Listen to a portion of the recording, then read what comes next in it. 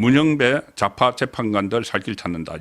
윤탄핵 각하적으로 지금 분위기가 쏠리고 있다는 것이 여러 경로를 통해서 지금 이야기가 되고 있고 현재 주변에서도 그런 말들이 상당히 많습니다. 일단 언제 윤석열 대통령에 대한 선고가 될까 여러 언론들이 이야기를 하고 있고 지금 가짜 뉴스들도 막 판을 치고 있습니다. 가짜 뉴스도 어떤 때 보면은 속보 단독 해가지고 17일 오후 2시 이런 것도 17일 오늘이죠. 그런 것들도 가짜 뉴스도 막 나오고 있지만 아직 현재에서 결정된 것은 아무것도 없습니다. 윤석열 대통령에 대한 선고가 언제 나올지 모르는 상황이죠. 일부 언론에서는 또 빠르면은 이번 주 후반 이야기도 또 하고 있는데 그것도 불투명합니다. 제가 말씀드린 대로 3월 말 4월 초 특히 이재명의 그 선거법 2심 선고가 나오는 26일을 넘어서서 3월 말이나 4월 초에 나올 가능성이 상당히 지금 높아지고 있는데 자, 시점과 어떤 선고가 내려질 것인지 그거 두 가지가 중요하죠. 일단 시점은 헌재가 지난 2월 25일 윤석열 대통령에 대한 변론을 종결한 지 20일째입니다. 오늘이 20일째를 맞아서 지금까지 지금 이 시간 7시간 넘은 시간까지 선고 기일을 먼저 당사자에게 통고를 하고 나서 그다음에 언론에 공지를 하죠. 그런데 지금 취재 결과 당사자인 윤석열 대통령과 국회 쪽, 그러니까 정청래 쪽에는 아직 윤석열 대통령과 정청래 쪽에 통지를 하지 않았습니다. 그러니 언론 공지도 안 됐죠. 그리고 내일은 또 그 오후에 박성재 법무부 장관 첫 탄핵 심판 변론 기일이 잡혀 있습니다. 그래서 보통 헌재가 선고하기 2, 3일 전에 통지를 해온 관례를 감안을 하더라도 오늘 중 이제 공지가 안 됐으니까 이번 주 빨라도 이번 주 후반으로 선고가 미뤄질 수밖에 없게 됐다. 그래서 20일이나 21일 또 이런 이야기도 나오는데 이거 다 불확실합니다. 전반적인 상황을 보면은 어쨌든 26일 이재명의 그 선거법 2심 선고 이후로 갈 가능성이 상당히 높습니다. 윤석열 대통령 탄핵 심판이 오늘 기준으로 93일째 결론이 나지 않았다. 그래서 일부 언론은 이렇게 이야기합니다. 기존 대통령 탄핵 사건 중 최장 심리 기간을 기록하고 있다. 그전에 박근혜 전 대통령 탄핵 심판이 91일 그러니까 그 국회에 이 탄핵 소추안이 통과되고 나서 91일 만에 선고가 내려졌고 노무현 전 대통령은 63일 만에 선고가 내려졌는데 지금 93일째가 됐기 때문에 윤석열 대통령은 이 최장 기록이다. 그렇게 그냥 단순하게 그 전직 대통령을 중심으로 설명을 하는데 이렇게 그 설명을 하면 안 되죠. 뭐냐 하면은 전직 대통령 중에서는 결과적으로 그렇지만은 그 전에 다른 탄핵 소추안을 통과돼서 심리를 받은 가령 이진숙 방통위원장만 해도 그 6개월 동안 그 탄핵 소추안이 통과되고 나서 6개월 만에 기각돼서 직무에 복귀했습니다. 이제 겨우 석 달 지났죠. 윤석열 대통령. 그 전에 이정섭 이재명 수사를 지휘하던 수원지검 차장검사는 한 9개월 만에 선고가 나서 직무에 복귀를 했습니다. 그 현직 대통령인데 그것보다 더 길 수도 어떻게 보면 더 길어야 되는 거죠. 그리고 헌법재판소법에도 180일 이내에 하도록 되어 있습니다. 그것은 6개월 동안 하도록 되어 있죠. 강제 규정이 아니어서 그것보다 더 넘어서기도 하는데 또 하나는 단순히 이렇게 박근혜 전 대통령, 노무현 전 대통령과 비교를 할 수가 없습니다. 왜냐하면은 박근혜 전 대통령, 노무현 전 대통령 때는 이 헌법재판소에 일이 그다지 가부화가 없었죠. 다른 탄핵 그 심판이 없었습니다. 그런데 지금은 윤석열 대통령 앞에 29번의 탄핵안을 발의를 했죠. 그중에서 13건을 헌법재판소로 넘겨놨습니다. 헌법재판소로 넘겨놔서 그동안 8건이 선고가 나왔죠. 8.8패 전부 다 기각됐죠. 그러니까 헌법재판소가 바쁜 거죠. 조금 전에 말씀드렸다시피 지금 법무부 장관도 변론해야 되고 한덕수 총리도 선고해야 되고 그럼 선거를 하려면은 평의를 하고 평결을 하고 막 해야 되는 겁니다. 그 회의를 막 해야 돼요.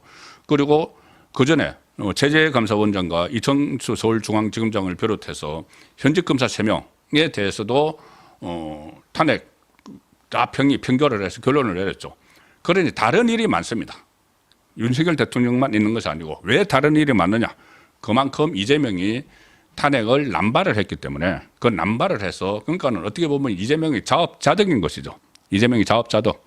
본인은 빨리 헌재에서 이 탄핵 결론을 받아가지고 그러니까 인용이 돼서 파면이 돼서 조기 대선이 치러져야지 자기 재판 나오기 전에 자기가 사는 건데 이게 계속 늦춰지는 이유 중에 하나가 바로 이재명 본인이 29건의 무더기 탄핵 발의를 했기 때문이죠. 거기다가 13건을 국회에서 진짜 가반수라고 통과시켜서 이것은 뭐 거부권도 없습니다. 통과만 시켜버리면은 바로 직무정지가 돼서 헌재로 넘어가니까는 헌재에 13건을 무더기로 보내놨죠. 자기가 그때 전국 주도권을 잡고 자기 그 방탄 차원에서 무더기 탄핵을 했고 그것이 결국 비상계엄령의 한 원인이 됐지 않습니까?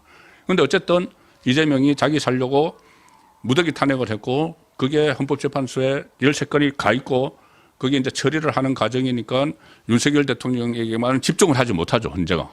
그래서 윤석열 대통령께 늦어지고 있다. 물리적으로 그렇다는 이야기입니다. 거기다 물론 더 늦어진 것은 이 법원의 석방 결정, 그 구속 취소 결정이 있었기 때문이죠. 절차적 정당성을 지켜라 이런 메시지를 헌재에 보냈기 때문인데 어쨌든 이 헌재의 업무에 과부하가 걸리게 한 건 이재명 본인입니다. 그런데 이재명이 그것 때문에 지금 위기에 빠진 거죠. 윤석열 대통령에 대한 선고가 늦어지고 자기의 2심 선고는 지금 이제 그 내일이면은 일주일 앞으로 다가오는 그 상황이 된 겁니다.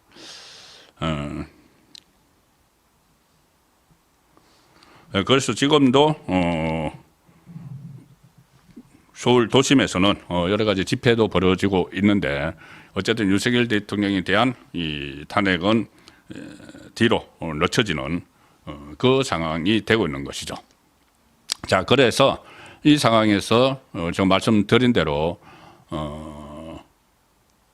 제가 빨대 이야기를 한번 드린 적이 있습니다. 빨대 이야기.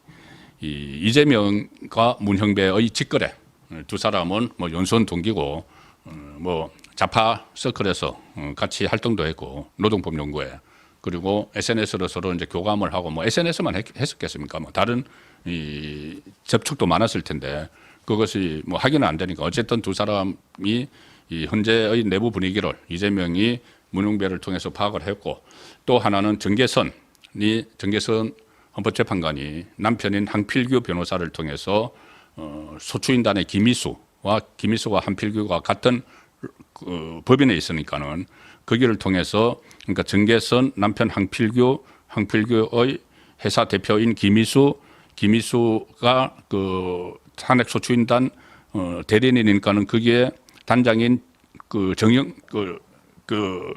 단장을 통해서 정청래를 통해서 또 이재명에게 보고가 되는 이런 그 파이퍼가 있었죠. 빨대가 있었는데 그것이 지금 점차 소통이 끊어지고 있다는 이야기가 나오기 시작했습니다. 왜 소통을 끊었을까? 이재명 쪽에서는 어쨌든 정보를 하나라도 캐야 되니까는 무조건 이 문영배 쪽에 매달려야 되죠. 그런데 지금 여의도 정가에 놔두는 이야기는 문영배 쪽에서 그 연락을 가급적 안 한다. 소통을 끊었다. 아예 끊어버렸다. 이런 이야기까지 나오고 있습니다. 왜 그랬을까요? 어쨌든 처음에는 문영배가 또 이재명과 호흡을 맞추면서 윤석열 대통령에 대한 탄핵, 그 인용 이것을 목표로 막 갔지만은 돌발 대형 변수가 생겨버린 거죠. 바로 이 윤석열 대통령 구속 취소입니다. 구속 취소라는 돌발 대응 변수가 생겼고 이것 때문에 절차적인 정당성이 핵심 하도로 부상을 했습니다. 절차적 정당성이 결국은 수사권이 없는 그러니까 법원의 직위원 그 부장판사의 그 구속 취소 결정문에 나오죠.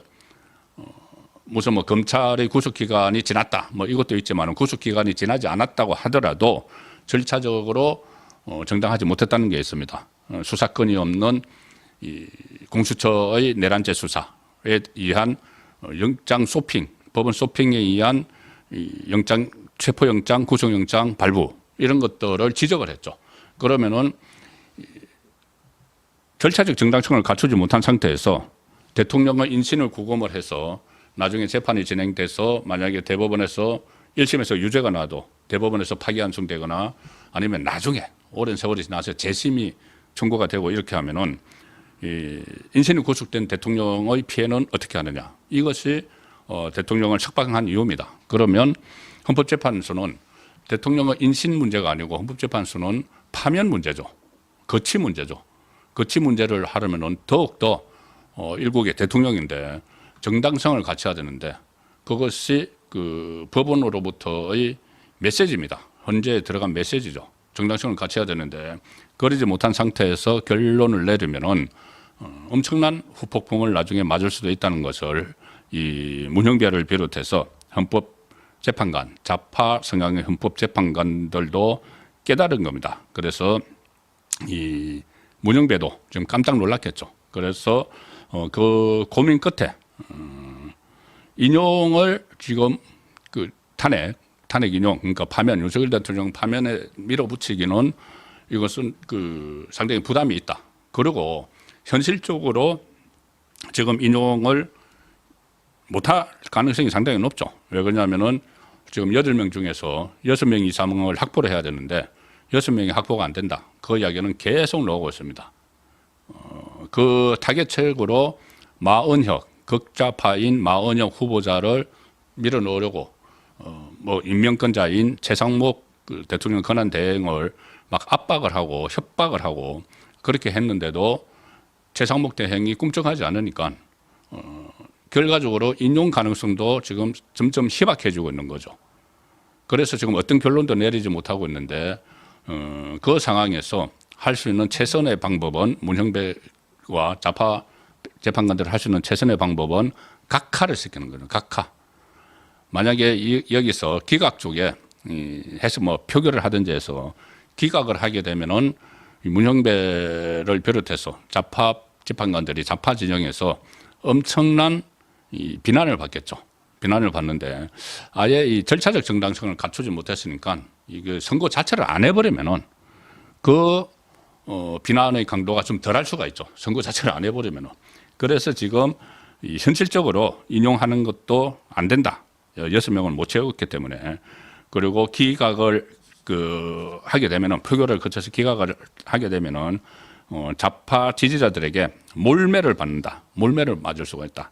그러면은 각하 쪽으로 좀 가닥을 잡는 것이 오히려 낫지 않느냐. 자, 그런 인식이 이 광범위하게 확산이 되고 있다는 이야기입니다. 헌재를 중심으로 해서 특히나 이런 상황도 지금 있습니다.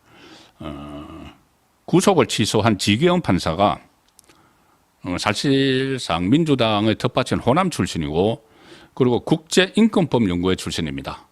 좌파 성향 판사들의 모임인데 그런데 여기서 그런 결정을 내린 겁니다. 절차적 정당성을 제기를 한 것이죠. 같은 좌파 성향의 판사가. 국제인권법연구회는 우리법연구회의 후신입니다. 같은 거죠 거의. 그런데 문형배는 우리법연구회 출신입니다. 그러면 같은 서클인 지기현 부장판사가 절차적 정당성 문제를 제기를 한 것이고 그러면 여기는 헌재에는 이 문형배뿐이 아니고 자 정계선은 우리법연구회도 회장을 했고 바로 지기현 판사가 속했던 국제인권법연구회도 회장을 했습니다. 정계선. 그리고 이미선도 우리법연구회 출신이죠. 그런데 같은 우리법연구회 출신인 후배 판사 지기현 판사가 절차적 정당성 문제를 제기를 해버린 겁니다. 그러니 그것을 완전히 묵살하고 가기도 그렇고 하니까는 하나의 방법은 어차피 절차적인 정당성, 절차적 정의에 논란이 있다면은 각하를 해야 되는 게 맞죠. 결정을 안 내려야죠. 절차를 안 지켰기 때문에 제대로 안 지켰기 때문에 그게 맞는 겁니다. 그래서 법원에서는 공소기각이 될 가능성이 있고 이 헌재에서는 공소기각과 같은 의미가 되는 각하 결정을 안 하는 그러면 결국은 대통령은 직무 복귀를 하는 거죠. 그 이후에 뭐 다시 절차적 정당성을 갖춰서 이것은 나중 이야기고 그것은 또 이재명이 그때는 사라지니까 정치판에서 그 상황이기 때문에 일단 각하 쪽을 가더라도 대통령의 직무는 정상화됩니다. 그래서 결국 탄핵 기각 분위기가 높아지니까 차라리 각하를 선택하는 것이 좌파 재판관들 자기들한테도 그나마 모양새가 낫지 않느냐. 자, 그런 차원에서 각하 이야기가 나오는데, 자, 오늘 제가 조선일보 기사를 하나 보여드리겠습니다. 오늘 조선일보가 이 탄핵 심판과 관련해서 3명의 전문가들의 이 기사 내용을 인터뷰 내용을 실었습니다. 자, 3명의 전문가들 인터뷰인데 한쪽은 인용을 주장하는 쪽, 한쪽은 기각을 주장하는 쪽, 한쪽은 각하를 주장하는 쪽. 자, 제가 색연필로 표시를 해놓은 쪽이 각하를 주장하는, 각하가 돼야 된다, 각하 될 것이다고 주장하는 쪽입니다. 이게 어떤 의미가 있느냐 하면은 그동안은 인용 아니면 기각, 어떻게 이제 산술적으로 하면은 50대 50이죠. 근데 지금은 각하 쪽이 굉장히 힘을 받고 있는 겁니다. 그래서 3갈래로 나눠졌죠. 그러면 결국 기각이나 각하나 대통령이 직무 복귀하는 건 똑같죠. 그래서 이 각하 쪽의 의견이 이렇게 그 3등분 돼서 표출되는 것이 상당히 중요한 의미를 갖는 겁니다. 일단 그 인용을 주장한 정태호 경기도 로스쿨 교수는 뭐 국회 군을 동원한 것은 위헌이 명백하다, 뭐 이런 이야기를 했는데 그 군이 동원한 그 과정, 그리고 나중에 군이 왜 동원됐는지, 직접 뭐 유리창을 부수고 들어갔기 때문에 그걸 가지고 할 말이 나중에 없어지면은 좌파 패널들도 그렇습니다. 방송에서도 코너에 몰려면은 그 유리창을 깨고 들어간 것 있지 않느냐. 그냥 무작정 그렇게 이야기합니다. 그런데 그것은 어떤 무슨 뭐 국회의원들 본회장으로 진입하기 위한 것이 아니고 계엄령이 선포가 됐으니까는 국회를 방어를 해야 되니까 들어간 것이다. 이제 김현태 707 단장이 그렇게 이야기했죠. 그런데 그런 것도 다 무시하고 그냥 국회 군이 동원됐으니까는 위헌이다, 이렇게 이제 주장을 하는 거고, 기각을 주장하는 항도수 건국대 로스쿨 교수는 지금 위법성이 파면할 정도가 아니다. 그리고 그동안 증인과 증거조사도 부실했다, 이렇게 이야기를 합니다. 그리고 자, 각하 쪽이 지금 새롭게 부상이 되기 시작을 한 것이죠. 각하는 이호선 국민대 법과대학장이 이야기를 했습니다. 이호선 법과대학장은 사법고시 출신으로 사시에 합격하고 연수원 끝나고 바로 법대 교수로 갔습니다. 그리고 한국헌법학회 부회장까지 했는데 각하가 돼야 되는 이 논리가 명쾌합니다. 자, 이렇게 이야기합니다. 내란죄를 빼겠다고 했을 때 그때 헌재는 심리를 중단했어야 된다. 그때 내란죄를 가지고 이 국회에서 탄핵소추안을 통과를 시켰죠. 그 탄핵소추안 중에서 80%가 내란죄, 형법상 내란죄를 위반했다, 이 주장이었는데 그 내란죄를 하려면은 헌재가 시간이 오래 걸리니까 이재명 쪽과 문영배 쪽이 서로 작당을 해서 그 빼버린 겁니다. 그 헌재 심리 빨리 하려고. 그때만 해도 그랬죠. 그때 제가 몇 차례 전해 들었는데 아마 문영배 쪽에서 이거 내란죄 하려면은 시간이 오래 걸려. 이거 빼. 그 대신 우리가 뭐 그거 빼도 우리가 탄핵 인용시켜 줄 테니까 빼. 이렇게 됐을 가능성이 상당히 높습니다. 그거 나중에 다 따져봐야 됩니다. 내통을 해가지고.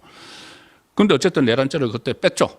뺐으면은 헌재 심리가 그때 중단이 됐어야 된다는 겁니다.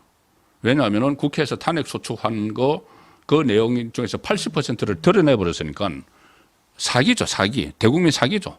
사기 탄핵이니까 이것은 그때 중단을 시켜야 된다는 것이 이호선 국민대 법대 학장의 이야기입니다. 여러 정치적인 논쟁을 다 차치하고 오로지 법리적으로만 딱 보면은 윤석열 대통령은 탄핵 심판은 만장일치로 각하될 것으로 본다. 만장일치 각하될 것이다. 제가 조금 전에 말씀드렸죠. 우파의 가치를 지키는 헌법재판관들은 물론이고 문형배를 비롯한 좌파 재판관들도 이게 도저히 그 인용을 해서 파면시킬 수가 없게 됐으니까는 전체적인 분위기로 보면은 그러면 그 중간 선택지로 자기들 살기 위해서 각하 쪽으로 간다. 좌파 그에게 몰매를 덜 맞기 위해서라도 그렇게 하면은 결국 각하가 되는데 이거 정치적인 그 문제를 떠나서 법리적으로만 해석을 해도 그렇다는 이야기입니다. 각하다. 그래서 현재는 국회 쪽이 탄핵소추 이후에서 내란죄를 빼겠다고 했을 때 딱 중단했어야 된다. 맞는 이야기죠. 내란죄를 처리하는 것은 탄핵심판의 사실관계 대부분을 지워버리는 것인데 그리고 이것은 국회의원들의 표결권을 침해한 것이다. 민주당 의원들은 자기들 표결권이 침해됐습니다. 내란죄를 집어넣어서 뭐 국민의힘도 일부 12명 정도 부안해도 했지만은 민주당 의원들도 자기들이 국회에서 표결을 한 걸 헌재에서 빼버렸는데 그럼 자기들은 바보가 된 거죠. 어떻게 보면은. 자기들이 땅땅 쳤는데 거기 헌재에서 뺐는데 그냥 좋다고 그냥 따라가고 있습니다. 표결권 침해 당해놓고도. 그것뿐이 아니고 절차적 정당성을 이야기를 합니다. 절차적 정당성이 결여가 됐으면은 기각하거나 각하를 하는 게 맞죠. 자, 정인 신문 시간을 한 명당 45분으로 제한해버린 거. 윤 대통령의 방어권을 심대하게 침해를 했고 재판부 구성도 공정하지 못했다. 이미선 재판관은 친동생이 민변사나 윤석열 퇴진 특별위원회 부위원장, 정계선 재판관은 남편이 국회 측 대리인인 김희수 변호사와 함께 근무를 하고 헌재가 변론 과정에서 보여준 모습은 세계 어디에 내놔도 부끄러운 K 재판의 결정체다. K, 요새 뭐 K자가 붙으면 상당히 자랑스러운 건데 이것은 헌재가 지금 보여준 재판은 세계 어디에 내놔도 부끄럽다. K 재판의 결정체다. K 재판. 창피한 K 재판이 이루어졌다는 이야기죠. 그리고 국민 통합 측면에서도 각하 결정이 가장 낫다. 인용이나 기각 모두 엄청난 사회적 분열을 불러올 것이다. 현재는 공동체적 관점에서 결정을 해야 될 필요가 있다. 그럼에도 각하를 안 내리고 그럼에도 인용이나 기각을 따지겠다고 하면은 어떻게 해야 되느냐? 이호선 국민대 법학장의 이야기입니다. 자, 그럼에도 헌재가 각하 없이 본안 판단을 내리겠다고 하면은 기각이든 인용이든 자 그러면은 비상계엄 자체의 위헌성 여부뿐이 아니라 비상계엄 선포 배경도 충분히 검토해야 된다. 파면을 할 정도의 위헌 위법이 있었느냐는 문제는 그 기준이 상대적일 수밖에 없다. 그러니까 윤석열 대통령이 고유 권한인 비상계엄을 선포를 했는데 비상계엄의 선포 요건은 헌법에 의해서 전시, 사변 또는 그에 준하는 국가 비상사태죠. 그러면은 국가 비상사태였는지 아닌지는 대통령이 판단합니다. 선포권자인. 그런데 최근에 그때 대통령이 국가 비상사태로 파악한 여러 이유가 있지만은 부정선거 의혹도 한번 따져봐야 된다. 여러 가지가 있지만은 그 중에 무차별 탄핵이 있었죠. 29번의 탄핵. 국정 마비를 시킬 정도로 일단 직무를 정지를 다 시켜버리니까. 그런데 최근 거기에 대해서 헌재 자기들이 결정을 막 내려서 기각을 시켰습니다. 그러면은 기각을 시켰으면은 이것은 국정을 마비시킬 정도의 국정 마비를 목적으로 한 탄핵 남발이 있었다는 이야기가 되는 것이죠. 탄핵 남발. 그렇다면은 그것도 전체적으로 보면은 비상계엄의 발동을 정당화시킬 수 있는 그런 게 되는 겁니다. 그래서 각하를 안 하려면은 그것까지 다 따져보자는 이야기입니다. 그래서 결론을 내려야지. 지금 절차적 정당성이 완전히 훼손된 상태에서 섣불리 결론을 내려면은 국민 통합에 전혀 도움이 되지 않는다. 그래서 일단 각하 결정 내리자. 물론 이게 끝까지 가면 기각입니다. 기각될 수밖에 없습니다. 지금 이호선 교수가 이야기한 것처럼 끝까지 가서 다 따지면은 왜 그러냐 하면 왜 기각이 될 수밖에 없냐 하면은 이게 가장 큰 그러니까 세 가지죠. 하나는 윤석열 대통령이 전시 사변이나 그에 준하는 국가 비상사태를 받는지 이 부분은 지금 무더기 기각이 되니까 그 충분히 그런 부분도 설득력이 있게 되는 것이고 또 하나는 뭐 국헌문란, 내란 어쩌고 하는 것이 하나는 이 국회의원들 뭐 끌어내 그래서 비상계엄령 해제 의결을 방해했다. 또 하는 체포인들 싹 다 잡아들여. 근데 이거 두 개 다 흔들리고 크게 흔들리고 있죠. 싹 다 잡아들여는 홍장원이 좀 메모에 가표를 막 하고 지금 가표를 누가 했느냐, 뭐 민주당 박선원 의원이 했다, 필적이 동일하다 이런 것도 막 나오지 않습니까? 이거 처음부터 다 따져봐야 되는 거죠. 만약에 각하를 안 하고 인용이든 기각이든 결정을 내리려면은 처음부터 다 따져보면 변론 제기해야죠. 변론 제기한다. 자, 그리고 또 하나 각종건이 했던 뭐 국회의원 거래네. 이 각종건이 협박받았다는 게 요즘 그 통화 내용에서도 다 드러났죠. 자기 지인하고 통화 내용에서 야, 나 살려면 양심선언 하란다. 양심선언 안 하면은 내란죄로 엮겠단다. 이 협박받은 게 그대로 드러났죠. 그러면은 각하를 안 하고 인용이냐 기각이냐 따지려면은 이 부분도 전부 다 다시 시작을 해야 된다는 겁니다. 다시 시작을 해야 되면은 이재명은 자기 유일한 꿈은 물 건너가죠. 뭐냐면은 탄핵 선고가 나오기 전에 자기는 대법원 확정 판결 받아버리면은 그냥 모든 게 끝나버리니까. 이재명은 절대 그걸 원하지 않죠. 계속 끌고 가는 걸. 문영배는 또 그럴 수도 있습니다. 서정훈이 법대로에서 말씀드렸죠. 이건 너무 머리 아프니까 문영배가 4월 18일 날 이미선하고 둘이 임기가 끝나죠. 그때까지 질질 그냥 결정 안 하고 끌어버릴 수도 있다. 그런데 변론 재견은 안 하고 그럴 가능성도 있지만 이재명 입장에서는 그렇게 하면 본인은 망하는 거죠. 그래서 어떻게 하든 일단 뭐 6명을 한번 맞춰봐라. 그리고 마흔역을 뭐 집어넣어 달라. 뭐 문영배 이야기하고 했는데 말씀드린 대로 문영배가 각하 쪽으로 이렇게 마음을 돌렸다고 하면은 그 이재명과 이제 연락을 안 한다. 이재명과 연락도 끊겼다. 그런 말들이 정가에서 나오고 있습니다.